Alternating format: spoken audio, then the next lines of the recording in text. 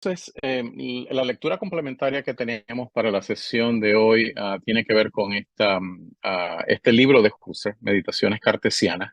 Y vamos a hablar un poco de la primera meditación, porque esta primera meditación, como lo van a ver, ciertamente se conecta con lo que Zubiri en su libro nos está hablando acerca de evidencia, y es donde se da esa conexión. Y es interesante, pues casi como que vamos a tener son dos acercamientos bien diferenciados, y creo que lo interesante de esto es ver cómo ese segundo acercamiento que se da nos va a poner en diálogo con el primero, y para nosotros es la conversación acerca de lo que estamos trabajando.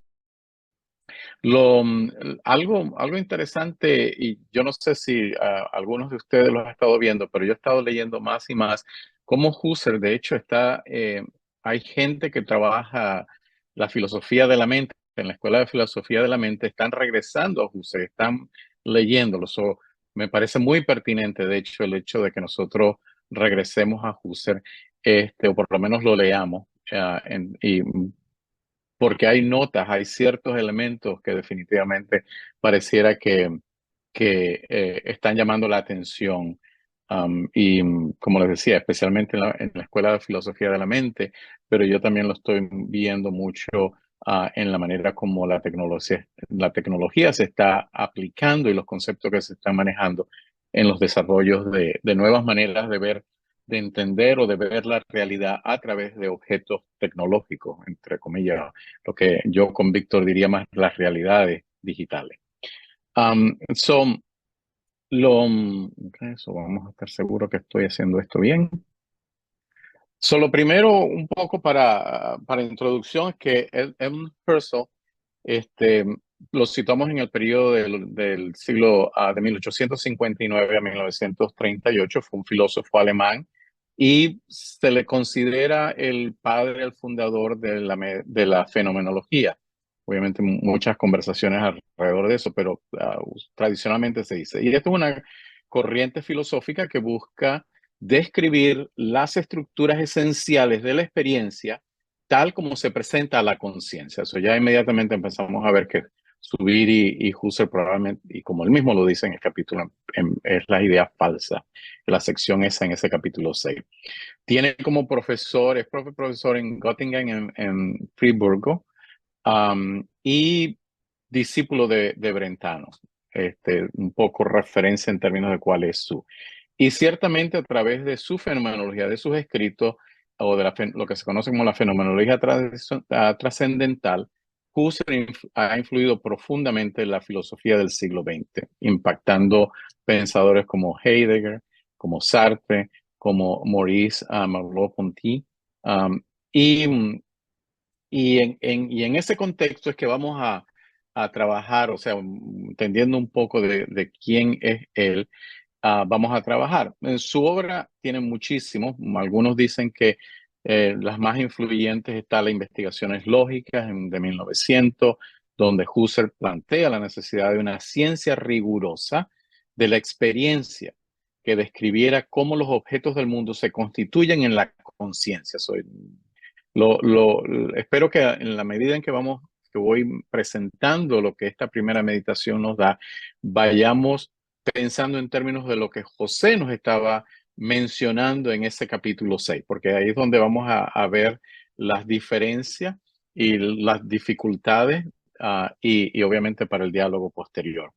Más tarde, con ideas lógicas, ideas relativas a una fenomenología pura en 1913, donde él trabaja el método donde habla de la suspensión de los juicios sobre la existencia del mundo externo para poder concentrarse en la estructura de la conciencia misma.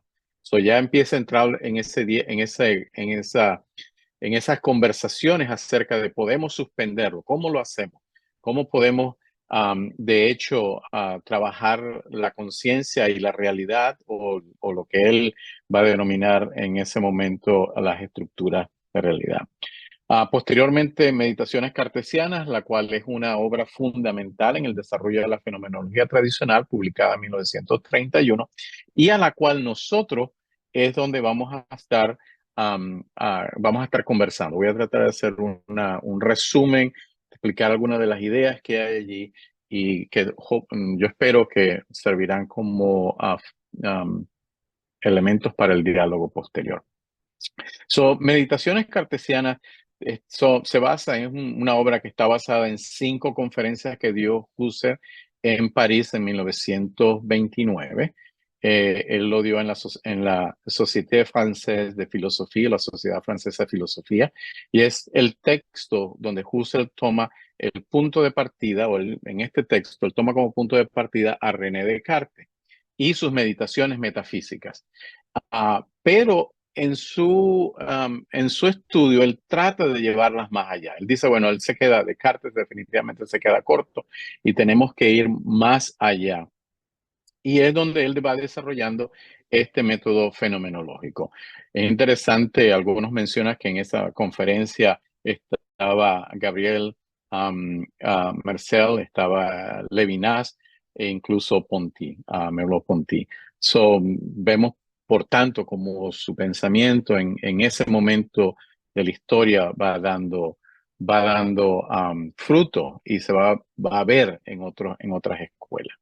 Lo interesante también es que Zubiri es influenciado por Husserl. O sea, Diego Gracia en su libro de verdad dice, así piensa y escribe Zubiri en su ensayo de la teología fenomenológica del juicio, su tesis doctoral que Zubiri la hace en 1921.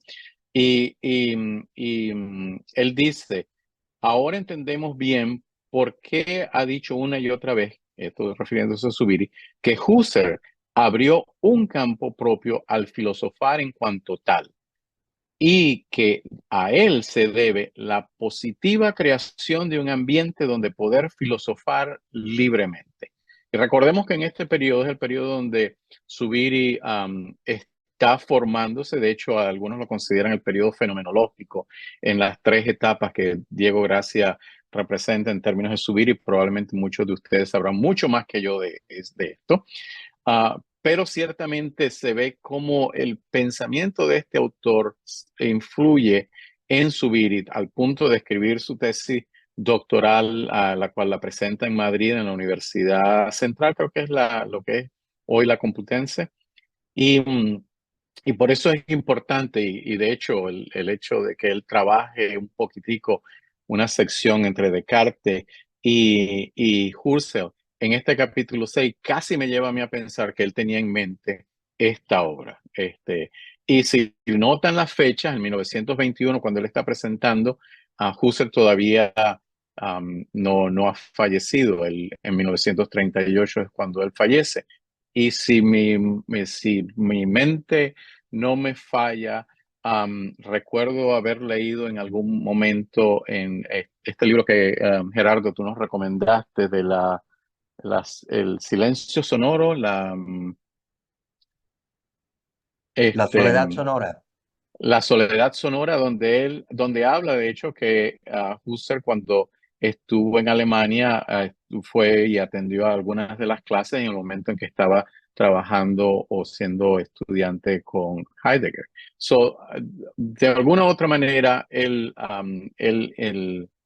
estuvo en relación con este pensamiento filosófico y una de las cosas que quizás pudiéramos preguntarnos, ¿cuánto influenció a Husserl en términos de subir y de poder irse en una dirección versus a otra dirección y cuáles son los conceptos que de pronto Husserl maneja y subir y está manejando en estos libros? Y obviamente el pensamiento no es uno, es histórico, por tanto cambia, pero cómo algunos elementos quizás pudiesen haber influenciado en él.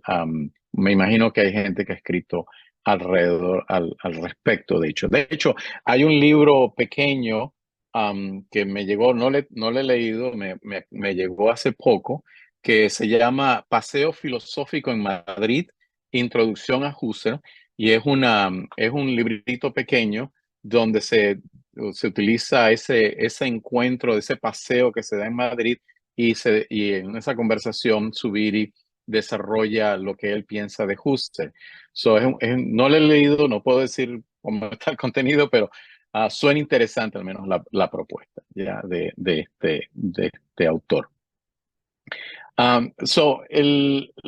Ahora, lo que se entiende por evidencia, vamos a trabajar evidencia, evidencia es lo que hemos estado.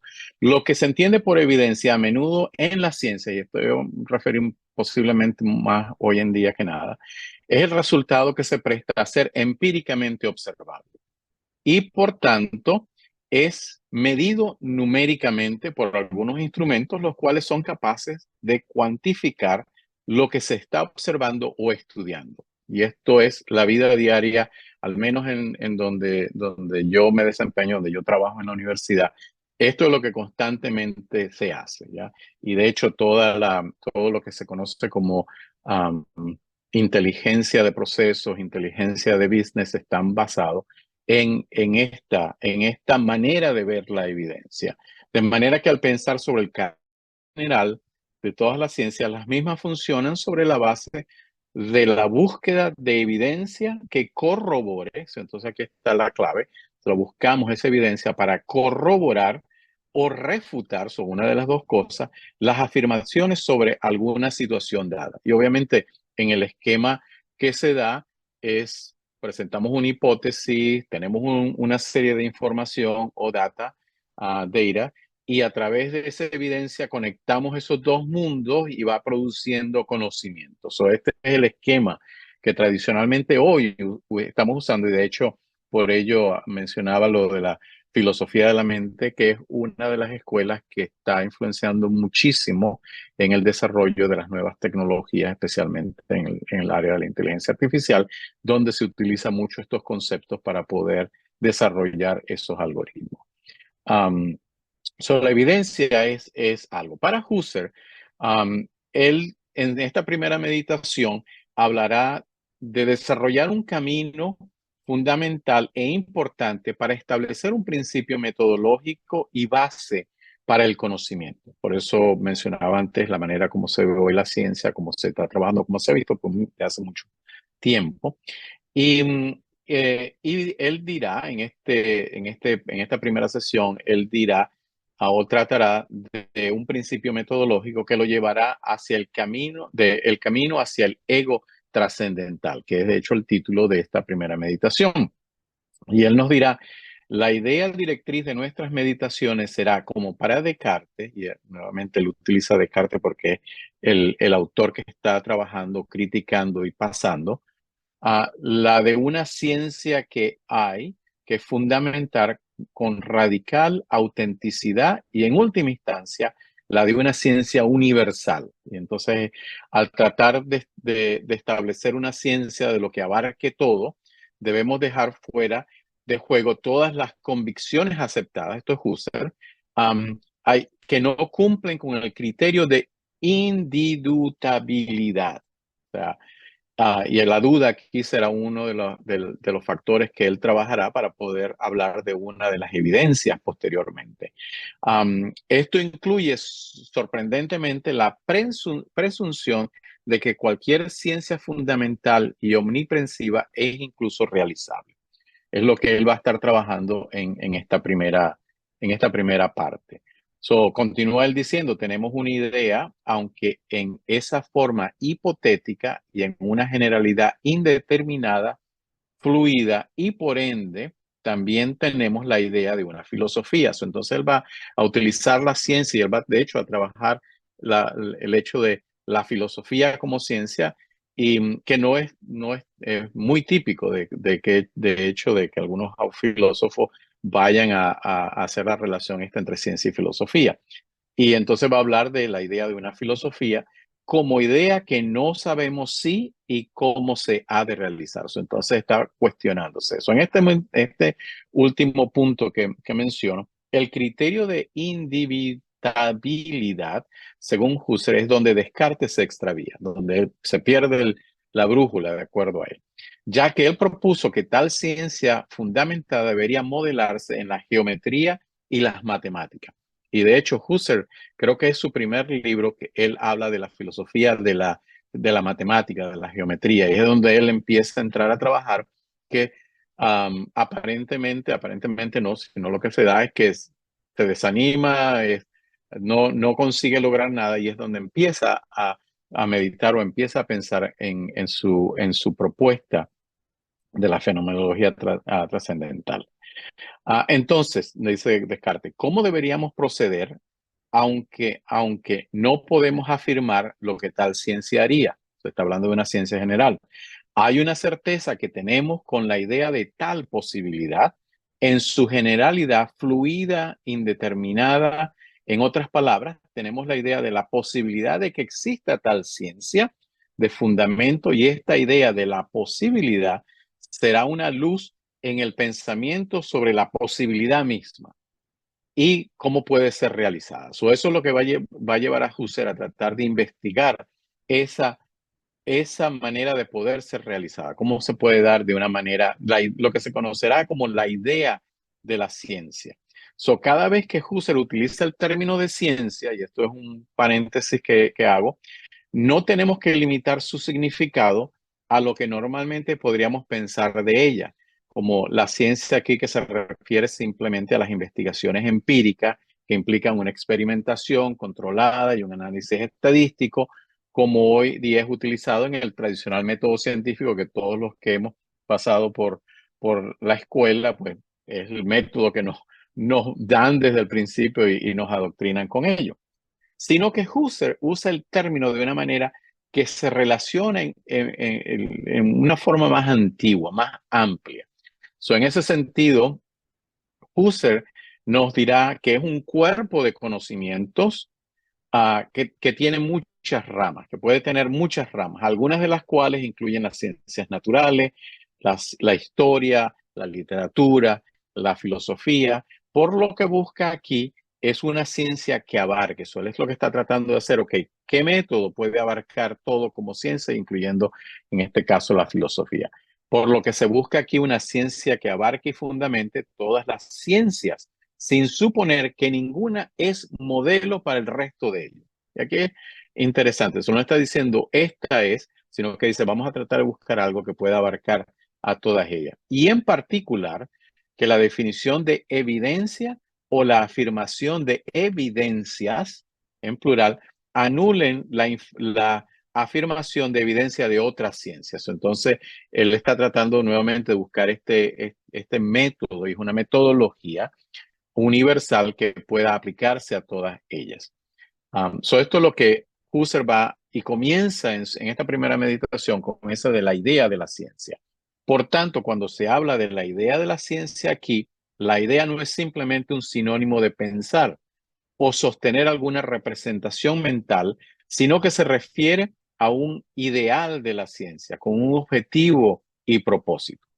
Husserl afirma que conocemos la idea de toda ciencia y él está diciendo que tenemos acceso a ese objetivo, a ese propósito general que gobierna la misma, independientemente de los métodos o temas particulares que se tengan.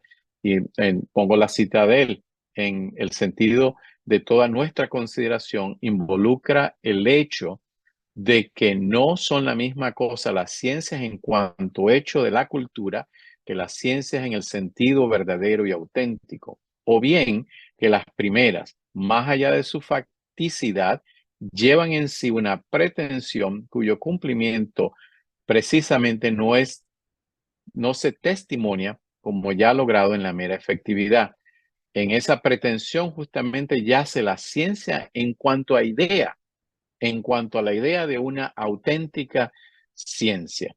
Y entonces él comienza, aquí es donde empieza a trabajar, como lo vamos a ver en los próximos minutos, donde empezará a trabajar esa idea de ciencia y cómo se da. Um, el paso siguiente que él presenta en sus meditaciones es descubrir cómo transformar esta vaga idea general de ciencia en algo distinto, algo que es diferente. Un rasgo central que Husserl identifica en la idea de la ciencia es que toda ciencia busca un acuerdo genuino entre los juicios y el estado de las cosas. Y él llama estado de las cosas a la cosa en sí y al objeto lógico. Es lo que trabaja. De hecho, cuando yo lo estaba leyendo en inglés y vi la traducción en español, se veía muy interesante. sobre el estado de las cosas o la cosa y objeto lógico. ¿Qué justifica estos juicios? Un juicio, por tanto, es un acto mental que funciona como una proposición, es decir, una afirmación que pueda ser verdadera o falsa. Él va a entrar y va a llevarnos allí. Donde él introduce por primera vez o introducirá el concepto de la actividad judicativa, la cual se refiere al proceso mediante el cual la conciencia lleva a cabo juicios. Y entonces fíjense que él está hablando, mediante el cual la conciencia lleva a cabo juicios, es decir, actos en los cuales se afirma o se niega algo sobre el objeto o la situación. Por eso él habla de esto, el estado de las cosas. Los juicios se basan en lo juzgado o en el inmerso estado de las cosas, o sea, lo que se va dando. Podríamos llamar a esto los datos que respaldan o refutan un juicio, siempre y cuando no estemos pensando o limitando los datos a algo numérico. Él trata en un sentido de no limitarse a esa manera de acercarse y ampliar su manera de entender los juicios. Husserl menciona dos tipos de juicios, juicios inmediatos y juicios mediatos, los cuales se refieren a diferentes maneras en que se lleva a cabo el proceso del juicio. Esta distinción es importante para entender cómo la conciencia se relaciona con los objetos o con el estado de las cosas y cómo se constituye el conocimiento. Recuerden que es creación de conocimiento en lo que la ciencia, veíamos, daba. Los juicios inmediatos reflejan una forma más pura y directa de aprehensión de la realidad, mientras que los juicios mediatos involucran procesos de síntesis y mediaciones donde el conocimiento se construye a partir de otras experiencias o juicios previos. Un ejemplo de un juicio inmediato sería: esta rosa es roja. Cuando se está observando directamente la rosa, se percibe su color, es roja. Un juicio inmediato sería: el sol está brillando, por tanto hace calor afuera. Sería, en este juicio implica una inferencia basada en la experiencia o razonamiento o otros conocimientos que no es proporcionada directamente. En este sentido es como se van a manejar estos juicios que le dan significado y obviamente, como ven, hace una relación. El juicio se relaciona con la cosa objeto lógico, con este estado de las cosas, y hay un diálogo entre ellos dos, entre estos dos, mientras el juicio trata de ver si está en acuerdo y si el objeto justifica a ese juicio que se da. Pero la cosa no queda aquí, sino que continuamos en su aproximación metodológica. Y él dirá: por lo que el acto de explicar la conexión entre juicio y cosa, objeto o cosa lógica, se refiere a esta conexión entre el acto de pensar, cogito, y lo que piensa sobre el cogitantum.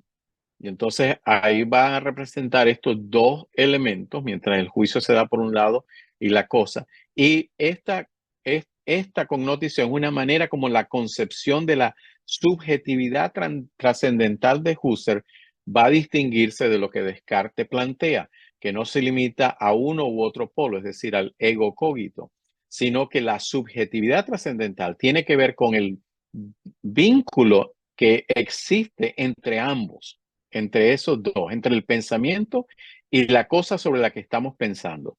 Así, no soy meramente mi pensamiento, sino mi pensamiento tal como está dirigido a algo pensado. Ahí es donde se va a dar esa relación de cómo él, y algo que va a ser importante para Husserl, es cómo mi pensamiento, sino mi pensamiento, cómo está dirigido a algo que está pensado, se va a dar.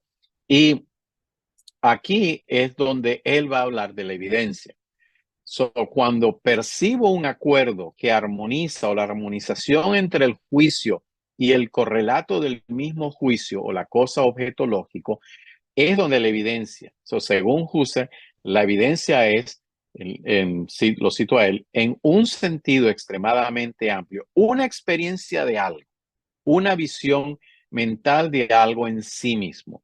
Es en este donde se capta algo en sí mismo con total certeza. Es lo que va a decirnos Husserl.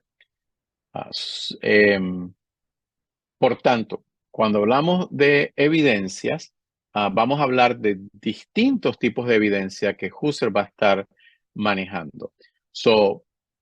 Y recuerden, la evidencia es en un sentido extremadamente amplio, por eso él va a desglosarlas y va a mirar varias de ellas.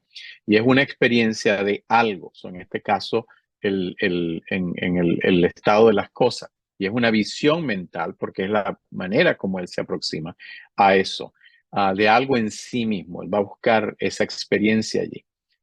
Por un lado se da la evidencia positiva, que es una situación en la que el juez llega a contemplar la cosa o el objeto lógico, si queremos usar el lenguaje de Husserl, en sí mismo, de tal manera que cumple un juicio, que proporciona una evidente posesión de corrección para lo que antes solo quería decir a una distancia de esas cosas. ¿Ya? Ese es el primer acercamiento que él le da, esta evidencia positiva de lo que yo veo, de lo que yo a lo como me aproximo. Por otro lado, la evidencia negativa implica un conflicto entre el juicio y lo que se da a sí mismo. El contenido de tales evidencias negativas es una evidente falsedad. Aquí es donde cuando se da ese conflicto entre el juicio que busca el significado y el estado de las cosas, se va a poder ver que va a haber una contradicción y eso es la negativa. Esto puede observarse en cualquiera de las ciencias empíricas, experimentales, donde puede ser equivalente a apoyar la hipótesis alternativa, es decir, el resultado experimental hipotetizado, o apoyar la hipótesis nula, la que corresponde en cierta medida a la evidencia negativa. Eso es muy tradicional, especialmente se da en las ciencias no solo sociales, pero en las ciencias de la medicina, de las investigaciones. Um, el otro tipo de evidencia que Husserl va a llamar es la evidencia perfecta. Y es aquella evidencia que se presenta de manera que cumple con un juicio o con la intención de significado de uno. En otras palabras, adquirimos una evidencia que nos permite determinar la verdad o la falsedad de algún juicio. Sin embargo, él dice que esta evidencia perfecta es una idea en la que el científico, podemos decir, se esfuerza por lograr, pero que rara vez, si en alguna vez, la logra alcanzar plenamente. Y él posteriormente va a decir por qué esta evidencia perfecta, pues va a hablar de otro tipo de evidencia. Finalmente se encuentra la evidencia imperfecta, la cual es incompleta. Y cuando habla de imperfecta se refiere a incompleta o que tiene falta de claridad. Y recuérdense que José nos hablaba de claridad. La claridad va a ser un elemento que va a conectar en un sentido estos dos pensamientos. Esa evidencia imperfecta. Porque hay una falta de claridad y lo que se va a tratar de buscar es esa claridad. Husserl va a decir, la experiencia se ve afectada por componentes o premenciones o comenciones no planificadas. Como tal, el científico apunta hacia y él lo cito a él, horizonte infinito de aproximaciones que tiende hacia esa idea. Eso es progresiva, mediante un proceso de perfeccionamiento en el cual las experiencias más armoniosas, y es interesante que usa la palabra armoniosa, se van cumpliendo con la experiencia realidad. Casi en términos de que es progresiva, no se va a dar allí. Husserl nos lleva a considerar la última o la otra distinción en que hace en esta meditación, donde esos juicios predicados y juicios predicativos, donde el esfuerzo científico va a tratar de resolver y hacer de manera de que se verifiquen. Y no solamente que se verifiquen, sino que se expresen esos juicios y sus resultados en un tipo de evidencia, o sea, los va a tratar de encajar. Y es a través de ello, de estas maneras de mirar o de acercarnos al estado de las cosas, que él va a empezar a trabajar o empezar a hablarnos de su principio metodológico, diciendo que ningún juicio debe ser aceptado como científico. Que no haya sacado, le repito de nuevo, que ningún juicio debe ser aceptado como científico, que no haya sacado de la evidencia, es decir, de las experiencias en las cuales me son presentes las correspondientes cosas y los objetos lógicos en ellos mismos. Y a eso Husserl obviamente se va a hacer una pregunta. Porque en esta descripción de la idea de ciencia, como la búsqueda de la evidencia perfecta, la cual todavía nos va a resaltar o a salir al paso esa pregunta de cómo concretamente podemos implementar tal situación o tal empresa. Y para eso, él nos va a decir que tenemos que tener acceso a un tipo de evidencia que nos ponga en la dirección correcta. Y es donde él va a hablar o va a trabajar lo que él llama la evidencia apodíctica. Y esa es la dirección en la que él va a caminar esta segunda parte de su primera meditación. Lo va a comenzar, esta primera parte la va a comenzar un poco con Descartes. Entonces él va a decir, ¿cómo es posible? ¿Cómo sería esto posible? ¿Cómo podemos lograr este objetivo? ¿Cómo podemos llegar allí? ¿Cómo este principio metodológico nos va a ayudar? Y va a comenzar aquí con un, ah, una premisa. Dada nuestra completa pobreza de conocimiento científico, o sea, va a comenzar desde allí. Hay toda esa pobreza, hay una pobreza, según Husserl. Él dice que a esto exige una evidencia apodíctica. ¿Cómo? Y esto él lo desarrolla en el punto 6 de su meditación. Esta evidencia apodítica es diferente al tipo de las evidencias que se mencionaron anteriormente. Mientras que las primeras son evidencias que son solo ciertas acerca de la cosa o del objeto, es decir, del estado de las cosas, y que sigue concibiendo que la duda puede entrar en algún momento, o sea, siempre que hay lo falso, el juicio. En contraste, la evidencia apodíctica se caracteriza por la inconcebibilidad de esta posibilidad, de que tal duda puede entrar alguna vez. O sea, la duda no existe. Volvemos a las propias meditaciones de Descartes. Según Husserl, aquí podemos comenzar a entender lo que esto significa para Descartes. La existencia del mundo material, según Descartes, se le presenta como una evidencia plena y cierta. Y sin embargo, él podría imaginar una situación en la que le sugiere una duda, en la que pudiese estar equivocado respecto a tal juicio o sobre la existencia del mundo material en general. Por tanto, la certeza que se tiene sobre la existencia del mundo material, aunque apareciera como evidencia plena, no es necesariamente cierta. Habla de una certeza contingente. En otras palabras, podríamos decir que tenemos aquí una certeza contingente, es decir, una certeza que se basa en otro tipo de evidencia que a su vez puede ser cuestionada. Y él continúa diciendo que así la tarea de descubrir, o de acuerdo a lo que me parece en su lectura, la tarea es ahora de descubrir si es posible que exista un tipo de evidencia que preceda y que sea la base de todos los demás tipos de evidencia. Y si dicha evidencia puede ser apodíctica, es decir, una certeza necesaria en lugar de una contingente. Y de allí el método que más adelante él va a desarrollar. Y para ello, para poder desarrollar él va a hablarnos del mundo, del ser en el mundo. Y él diría que pareciera que la existencia del mundo ofrecería tal cosa, ya que la mayoría de las otras formas de conocimiento e incluso nuestros actos cotidianos se basan en esta evidencia,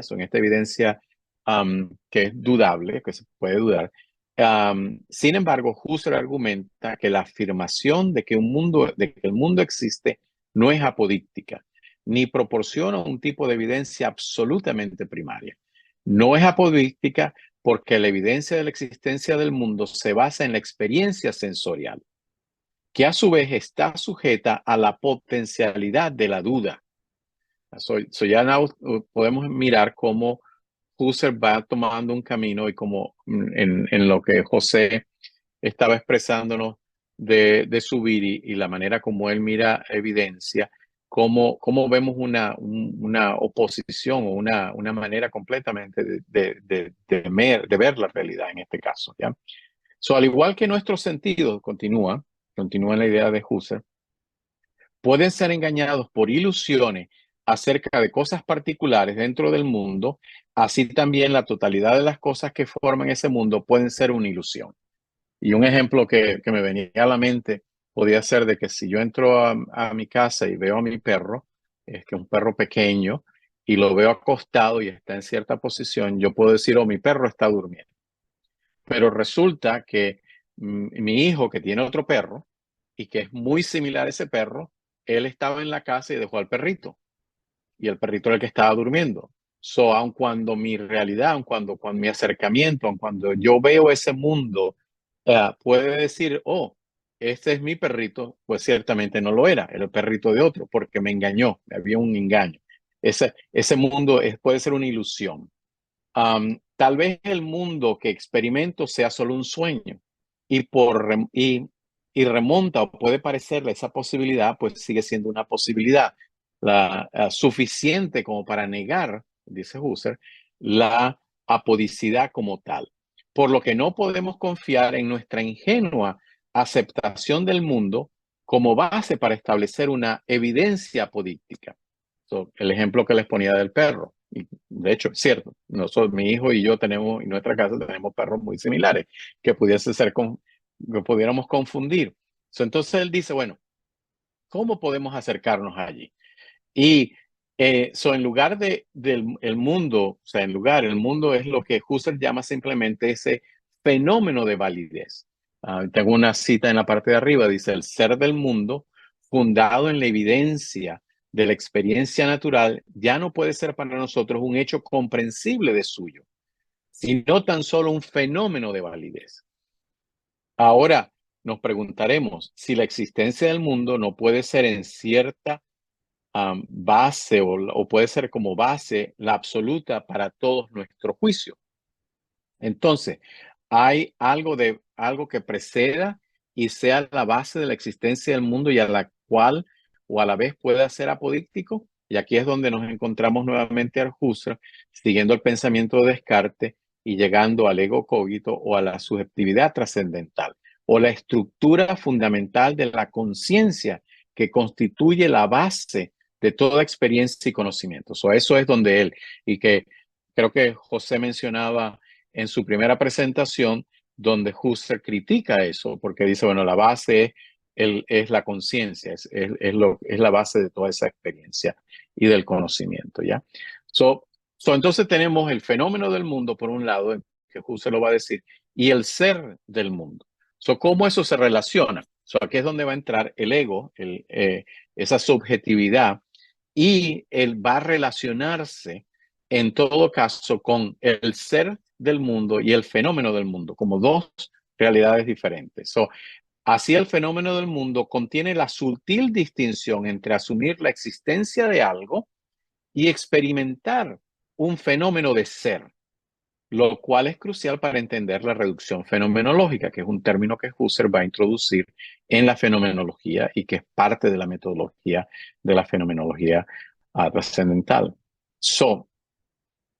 Independientemente de si finalmente decido que el mundo existe o lo determino como una ilusión, el fenómeno permanece y la forma la base para tales decisiones posteriores, porque está allí. El perrito que estaba acostado era el perrito que yo creía que era mi perrito. El fenómeno del mundo está siempre presente para mí, continuamente disponible y de manera más original como una percepción consciente, pero también en la memoria consciente, que recuerda mis percepciones pasadas de este mundo, etc. Es mucho más complicado que sencillamente el pensamiento. porque recuerda mis percepciones pasadas de ese mundo. Esa distinción entre fenómeno de mundo y ser en el mundo es la clave en el pensamiento de este filósofo, porque dirá que la totalidad del concreto mundo circundante de la vida ya no es para mí desde ahora algo existente, sino solo un fenómeno del ser. Para Husserl, esto no es un dualismo entre apariencia y realidad, ni un fenómeno en contraposición a un neunema. O sea, él no los ve desde esa perspectiva, sino que la apariencia es la cosa misma tal como se da en la apariencia. ¿Ya? Y de ahí el método fenomenológico que entonces él viene y nos va a hablar de la epoqué o la epoye y la reducción. Este fenómeno en esta metodología, en este método de acercarse al mundo, tanto como fenómeno y desde el ser, es donde él va a decir, el método de la fenomenología plantea el regresar a algo más tangible, a la experiencia pura del ego, en su autoexperimentación del mundo tal como se aparece. ¿Ya? Y en eso, más precisamente, el ego, en este caso, es el elemento constante de todas las formas de experimentar el mundo, o sea, mi yo. Ese mismo ego que se retiene la creencia del mundo y que llega a creer en él. Eso dice Husserl, el dejar en suspenso todas las posiciones del yo que reflexiona filosóficamente no significa que las mismas desaparezcan de su campo de experiencia, sino que él las retrae, o sea, las hace un paréntesis, las pone en lo que se conoce como las pone entre paréntesis, los pone en paréntesis. Todo aquel que este ego experimenta permanece intacto, porque como fenómeno existe allí, pero al retener mis afirmaciones sobre el estatus ontológico del mundo, el mundo no desaparece repentinamente. En cambio, el ego que filosofa, simplemente practica la abstención respecto a los significados y juicios que podría aplicarse del mundo. Quizás en un lenguaje podríamos decir, hace un distanciamiento de, ¿ya? Hace un distanciamiento de, y en un momento podríamos preguntarnos, okay, ¿qué significa ese distanciamiento y cómo se da ese distanciamiento? ¿Qué tan válido es el distanciamiento que se da? Todo aquello hacia lo que se dirigen estos significados y juicios, lo intencionado y lo juzgado, se conserva completamente como tal es, o sea, no se pierden, salvo haber pasado por lo que Husserl denomina una modificación de la validez. Y entonces cito a Husserl, todo lo que estaba en semejantes vivencias como mentado en la conciencia de validez o juicio correspondiente a la teoría correspondiente o los valores y los fines correspondientes, permanecen plena e íntegramente conservados. Solo que con la modificación de la validez los veo como meros fenómenos. Husserl podrá decir, especialmente hoy en día, que en la nuestra experiencia ingenua, en primera persona, no hay una inmediatez pura de la experiencia, solo mediaciones. Esto es porque la reflexión ingenua sigue estando demasiado impregnado en nuestras abstracciones, que es lo que probablemente muchas de las personas hoy en día tradicionalmente nos dirán.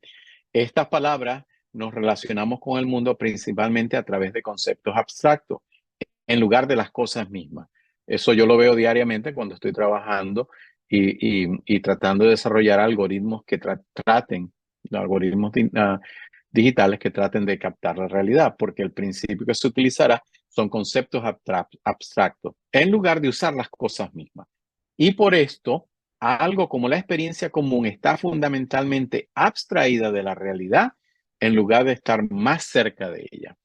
Es una especie de hábito de abstracción, es lo que probablemente hoy muchos harán, y es lo que se fundamenta en la ciencia de la inteligencia artificial.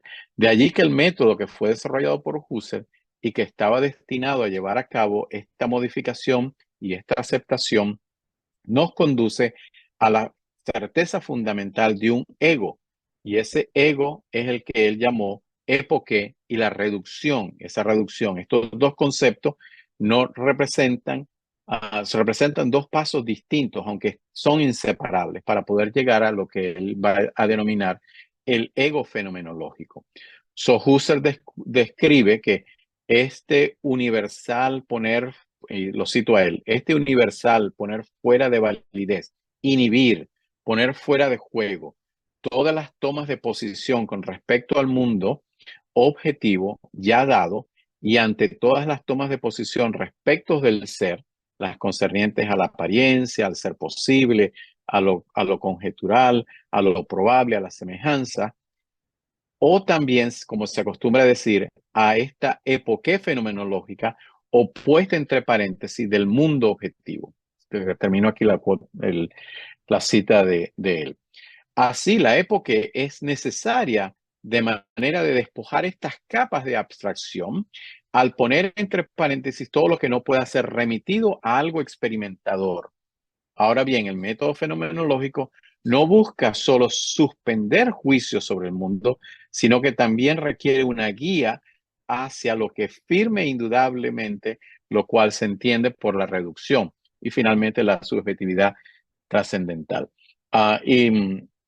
Y lo interesante entonces de este método particular que él va a hablar esas capas, o hay algunos autores y probablemente nosotros nos podríamos identificar que ciertamente lo que Husserl está llegando casi, está moviéndose en un idealismo, está pasando a un idealismo completo, la manera como él ve. Y lo interesante es que yo no creo que él quiso comenzar allí. ¿Ah?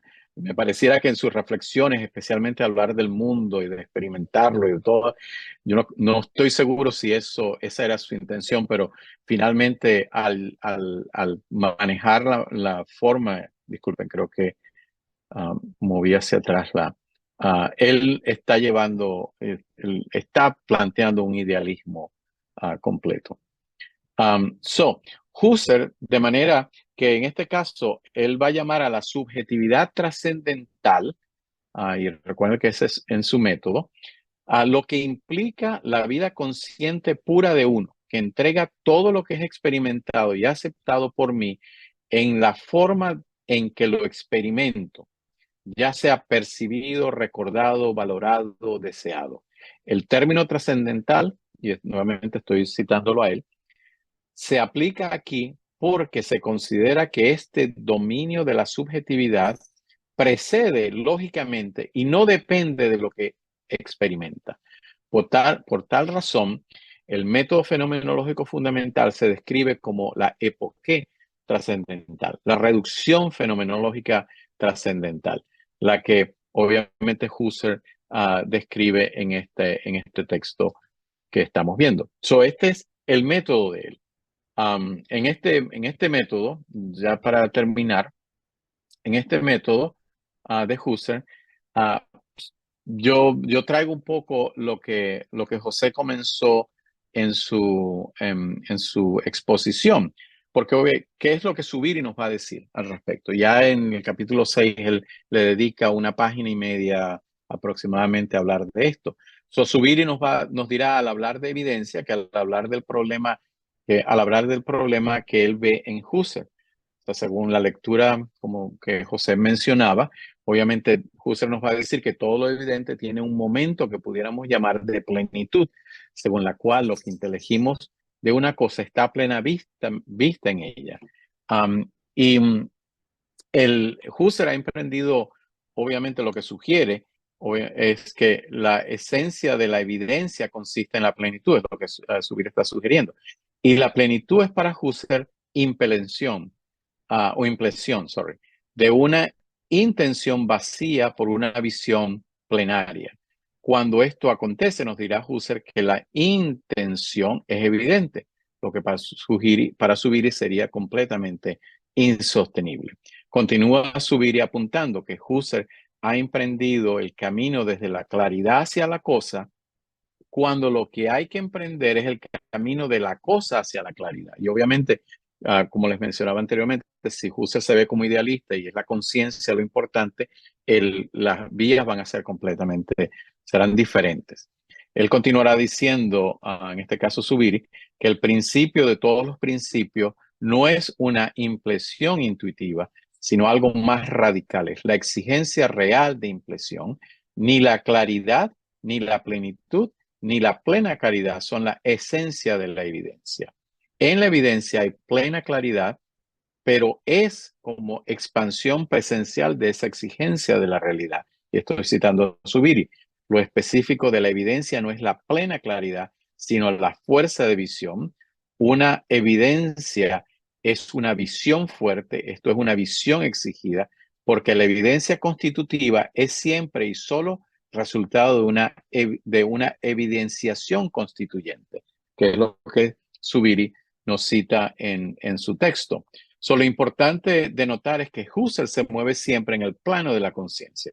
Y el problema fundamental de su filosofía es que tiene un solo tema, y aquí cito a Zubiri, el tema es conciencia y ser, y es un solo problema, el saber absoluto de una visión.